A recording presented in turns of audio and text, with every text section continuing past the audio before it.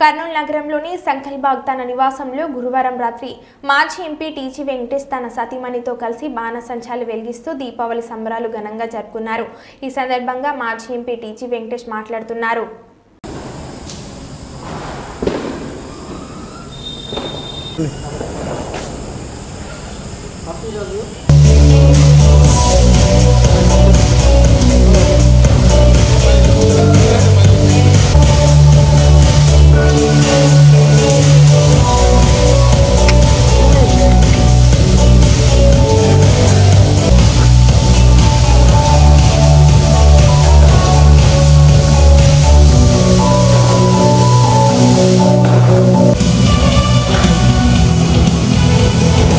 Sir ముందుకు రండి sir కొంచెం.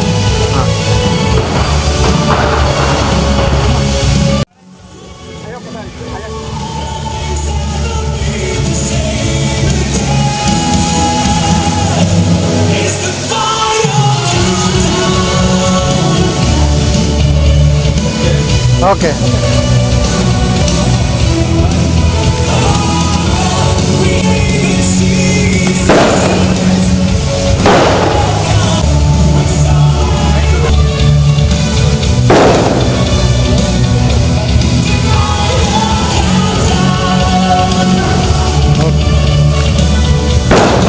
భారతదేశంలో పలు పండుగలు మనం చేసుకుంటూ ఉంటాం. మనం చేసుకుంటున్న పండుగలు ప్రపంచంలో ఎవరు చేసుకోరు. ఒక్కొక్క పండగకు ఒక్కొక్క అనుభూతి, ఒక్కొక్క ప్రత్యేకత, ఒక్కొక్క ఫ్యామిలీ గెట్ టుగెదర్ ఉంటుంది. దీపావళి పండుగ ప్రత్యేకత ప్రతి ఇంటిలో వెలుగునించాలి అనేది దీపావళి యొక్క ప్రత్యేకత. ఈ దీపావళి పండగ ప్రపంచంలో పలు దేశాల్లో చేసుకుంటున్నారు. నరకాసుని సంహరించిన రోజు నరక చతుర్దశి. అందుకే నరక చతుర్దశి అని పేరుతో ఎందుకున్నదంటే అటువంటి రాక్షసుని మర్చిపోరాదు, అటువంటి రాక్షసుడు ఉన్నప్పుడు వాళ్ళని తుదముట్టించాలనే ఒక సందేశం దీని కింద రావటం జరిగింది. ఇది మనం ముఖ్యంగా తెలుసుకోవాల్సింది.